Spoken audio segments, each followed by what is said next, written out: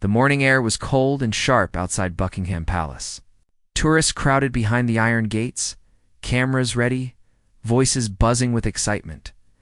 Among them stood a man in his 30s, dressed in expensive clothes, sunglasses hiding his eyes. His name was Marcus Chen. He had flown in from New York just 2 days earlier. This was supposed to be a simple vacation. But what happened next would change everything.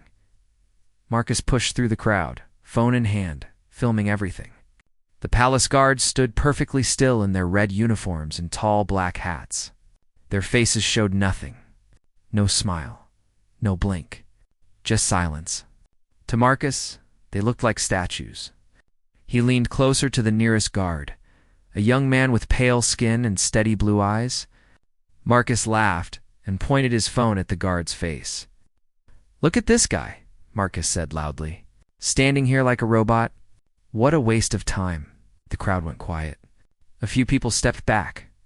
The guard didn't move. His eyes stayed forward, locked on the horizon. Marcus smirked. He thought this was funny. He thought no one would care. Before we continue, if you're enjoying this story, hit that subscribe button. You won't believe what happens next. Marcus walked even closer. He was now just inches from the guard. "You know your royal family is just for show, right?" he said, voice dripping with mockery. "All that money, all that history, it's just a tourist trap. You're just part of the act." Still the guard said nothing. But something shifted. The air felt heavier. The other tourists whispered to each other. Some recorded on their phones. Marcus didn't notice. He was too busy enjoying himself. "What's the matter?" Marcus laughed. "Can't talk? Or are you too brainwashed to think for yourself?" Then Marcus made his biggest mistake. He reached out and tapped the guard on the chest with 2 fingers. It wasn't hard, but it was disrespectful. The kind of touch that said, "You're beneath me." And that's when everything changed. The guard's hand moved. Fast, precise. He gripped Marcus's wrist and twisted it slightly to the side. Not enough to hurt, just enough to stop him. The movement was so smooth it looked rehearsed. Marcus's eyes went wide. His cocky smile disappeared. "Sir," the guard said, his voice calm but as cold. "Step back." Marcus tried to pull his hand away, but the guard held firm. The crowd gasped. Phones were everywhere now, all pointed at the scene. Marcus's face turned red. He wasn't laughing anymore. "Let go of me," Marcus shouted. "You can't touch me. I'm a tourist." But the guard didn't let go. Not yet. His blue eyes finally looked down and met Marcus's. And in that moment, Marcus realized something terrifying. This man was not a statue. He was a soldier. The guard released Marcus's wrist slowly. He stepped back into position, eyes forward once again. His face showed nothing, but his message was clear. Marcus stumbled backward, rubbing his wrist. He looked around at the crowd. Everyone was staring. Some looked shocked. Others looked disappointed in him. "This is ridiculous," Marcus muttered. He tried to regain his confidence, but his voice shook. "I'm reporting this." "You assaulted me," no one responded. The guard stood silent. The other guards remained perfectly still.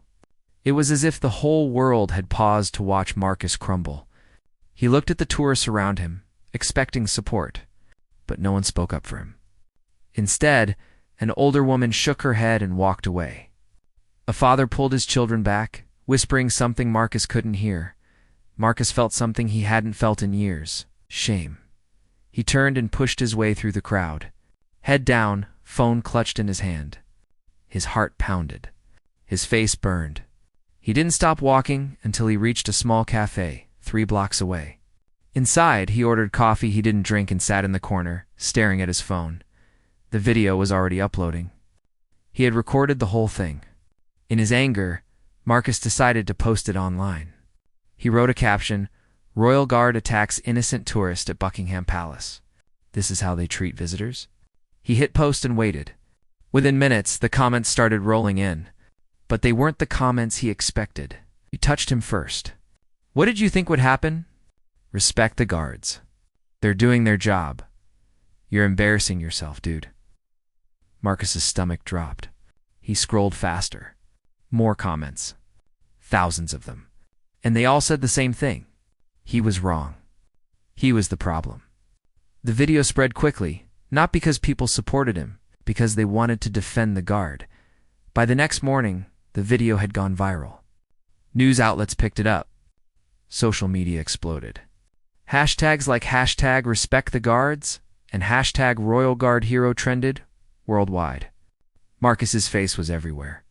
But not in the way he wanted. He stayed in his hotel room, curtains closed, avoiding the outside world. His phone rang constantly. Messages flooded in. Some were angry. Some were cruel. A few were threats. He turned off his phone and sat in silence. Meanwhile, across the city, the guard's life continued as normal. His name was Daniel Foster. He was 26 years old. He had served in the British Army for 5 years before being selected for ceremonial duties at Buckingham Palace. To him, what happened that morning was just part of the job. He didn't think about it. He didn't talk about it. He simply moved on. But the world hadn't moved on. That evening, a reporter knocked on Marcus's hotel room door. Marcus opened it carefully, expecting anger. Instead, the reporter smiled politely. "It's Chen," she said. "I'd like to hear your side of the story." Marcus hesitated. Part of him wanted to slam the door. But another part, the part that still believed he could fix, this opened the door wider. "Okay," he said quietly. "Come in." The reporter sat across from Marcus in the small hotel room. She set up a camera on a tripod and adjusted the lighting. Her name was Emma Clark, a freelance journalist known for covering human interest stories. She wasn't here to destroy Marcus. She was here to understand him. "So," Emma began gently, "what were you thinking in that moment?" Marcus stared at his hands. He had rehearsed this conversation in his head 100 times. But now, sitting here, the words felt heavy. "I don't know," he admitted. "I thought it would be funny. I didn't think it would. Become this." Emma nodded. "Do you regret it?" Marcus looked up. His eyes were red. He hadn't slept. "Of course I regret it. I regret everything. I wasn't trying to hurt anyone. I was just being stupid." The interview lasted 20 minutes. Emma asked careful questions.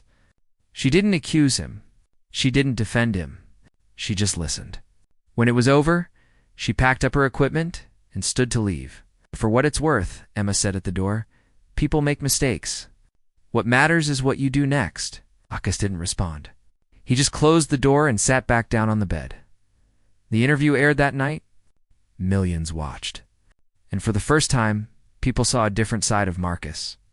Not the arrogant tourist from the video, but a man who was broken, a man who realized he had crossed a line. The comments shifted slightly. Some people felt sorry for him. Others still thought he deserved the backlash, but the anger began to soften. Just a little. Meanwhile, Daniel Foster was at home with his family. His mother had seen the video, so had his younger sister. They were proud of how he handled it, but worried about the attention. "Are you okay?" his mother asked over dinner. "I'm fine, ma'am," Daniel said calmly. "It's just noise." But it wasn't just noise. The next morning, Daniel was called into a meeting with his commanding officer. He walked into the office, stood at attention, and waited. "At ease, Foster," the officer said. "Sit down." Daniel sat. His face remained neutral, but his mind raced. Was he in trouble? Had he done something wrong? The officer leaned back in his chair. "You've seen the video, I assume?" "Yes, sir." "And you're aware it's gone viral?" "Yes, sir." The officer studied him for a moment. Then, to Daniel's surprise, he smiled. Wow. "You did exactly what you were trained to do," the officer said. "You remained professional. You defended yourself and the crown. And you didn't escalate the situation. Well done." Daniel felt a wave of relief wash over him. "Thank you, sir." However, the officer continued, his tone turning serious. "This kind of attention can be ... complicated. The media wants to interview you. The palace wants to make a statement. And the public wants to know who you are." Daniel's jaw tightened. I'd prefer to stay out of it, sir. I know, but that might not be possible. The officer slid a folder across the desk. Inside were requests from news stations, podcasts, and talk shows. All of them wanted Daniel's story. You don't have to do any of this, the officer said. But if you do decide to speak, you'll have our full support. Daniel picked up the folder and flipped through it. His face remained calm, but inside his mind was torn. He didn't want fame. He didn't want attention. He just wanted to do his job. But something inside him wondered, what if speaking out could change something? What if it could help people understand what it means to serve? That night, Daniel made a decision. Daniel agreed to one interview. Just one. A live segment on a respected morning news program. He would speak calmly, honestly, and then return to his life. That was the plan. The morning of the interview, Daniel put on his civilian clothes, a simple shirt and jacket. He looked at himself in the mirror. Without the uniform, he was just a man. Quiet, ordinary. But today, millions would be watching. He arrived at the studio early. A producer greeted him warmly and led him to a chair on set. The lights were bright. The cameras loomed. Daniel kept his breathing steady. He had faced worse than this. The host, a woman named Sarah Daniels, smiled at him as she took her seat. Ready? She asked kindly. Daniel nodded. As ready as I'll ever be. The cameras went live. Sarah introduced the segment, showing clips of the viral video. Then she turned to Daniel. Daniel, thank you for being here, she began. The world has seen what happened, but we haven't heard from you. Can you walk us through that moment? Daniel paused. He chose his words carefully. I was doing my job, he said simply. My duty is to protect the palace, the royal family, and the public. When someone crosses a line physically or verbally, it's my responsibility to respond appropriately. Sarah leaned forward. Some people are calling you a hero. Others say you overreacted. What do you say to that? Daniel's expression didn't change. I don't think I'm a hero. I did what I was trained to do. Nothing more, nothing less. The honesty in his voice was striking. No arrogance, no anger. Just quiet strength, Sarah continued. The man in the video, Marcus Chen, has since apologized publicly. Have you seen that? Daniel nodded. I have. Do you accept his apology? Daniel was silent for a moment. Then he spoke, his voice calm but firm. People make mistakes. He was disrespectful. Yes. But he's acknowledged that. I don't hold grudges. I just hope he learned something from this. The interview continued for another 10 minutes. Daniel answered every question with the same quiet dignity. He didn't seek sympathy. He didn't play the victim. He simply told the truth. When the interview ended, Sarah thanked him. The cameras turned off. Daniel stood, shook her hand, and left the studio. He thought that would be the end of it. But the response was overwhelming. Social media exploded again, but this time with admiration. People praised Daniel's humility, his maturity, his grace under pressure. Clips of the interview were shared millions of times. Comments poured in. This is what a real man looks like. He handled that perfectly. Calm, respectful, strong. We need more people like him in the world. Even Marcus saw the interview. He was still in London, hiding in his hotel room, when he watched it on his laptop. When Daniel said he accepted the apology, Marcus felt something break inside him. Not in a bad way. In a releasing way, he picked up his phone and opened a new message. His fingers hovered over the screen. Then, slowly, he began to type. Daniel, I don't know if you'll ever see this, but I need to say it anyway. I was wrong. Completely, utterly wrong. You didn't deserve what I did, and you didn't have to forgive me, but you did. That says more about you than anything I could ever say. Thank you. And I'm sorry. He hit send. Then he closed his laptop and sat in silence. Across the city, Daniel's phone buzzed. He glanced at the message from an unknown number. He read it once, then twice. He didn't reply. He didn't need to. The apology had been given. The lesson had been learned. For Daniel, that was enough.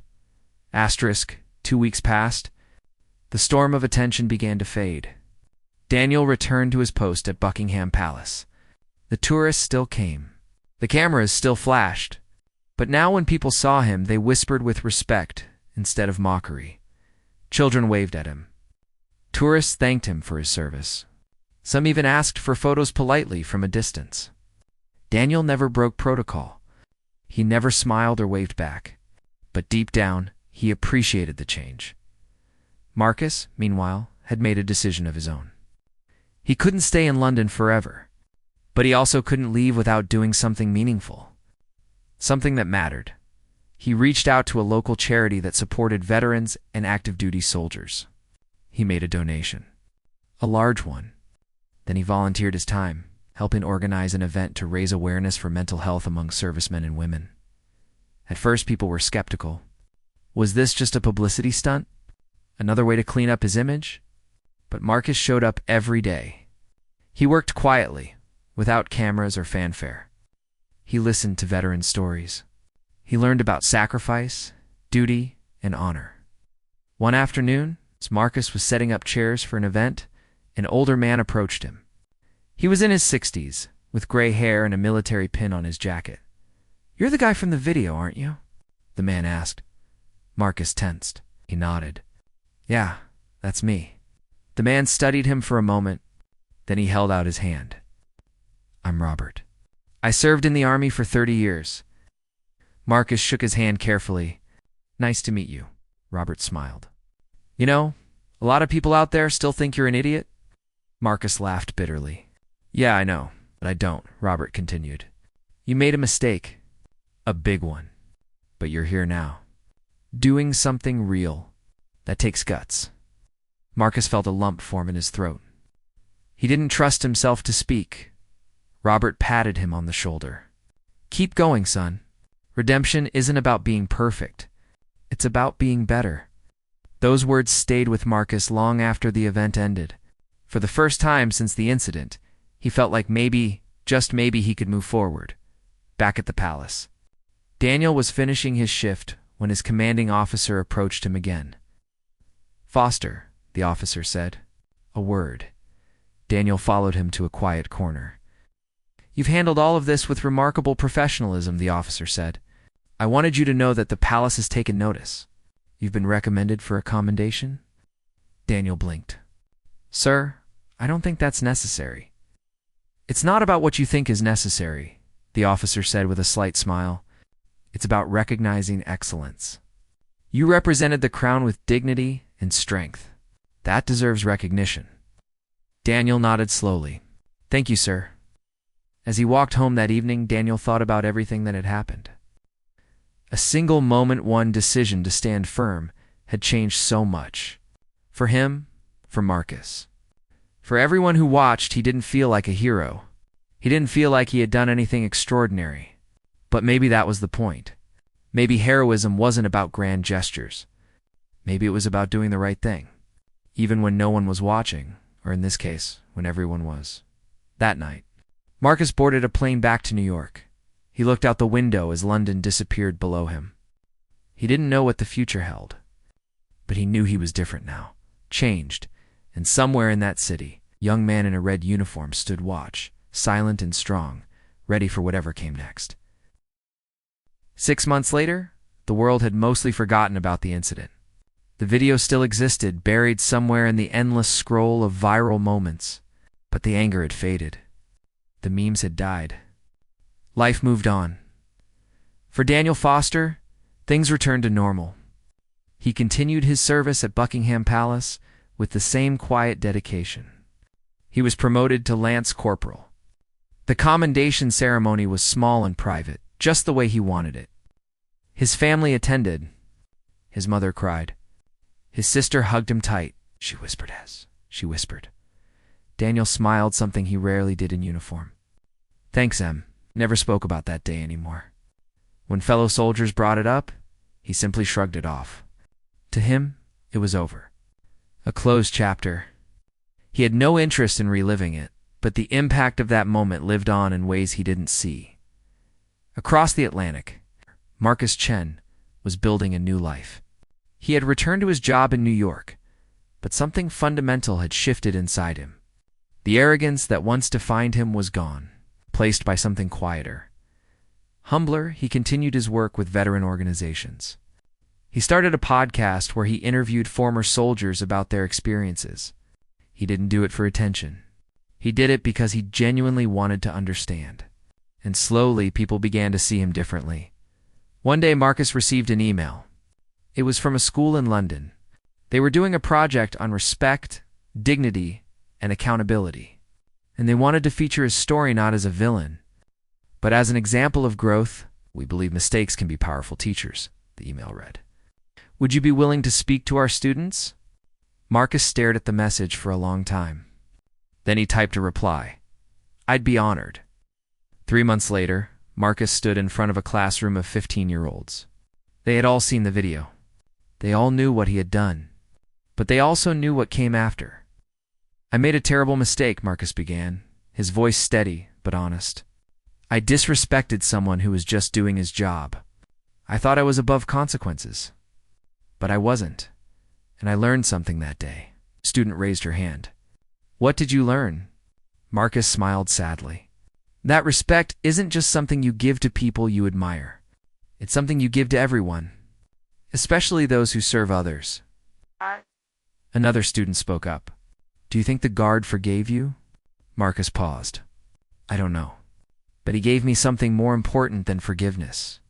He gave me a lesson I'll never forget. After the talk, several students came up to thank him. One boy, shy and quiet, waited until the others had left. My dad's in the military, the boy said softly. Thank you for saying what you did. It means a lot. Marcus felt tears sting his eyes, but he held them back. Thank your dad for me, for his service. The boy nodded and walked away.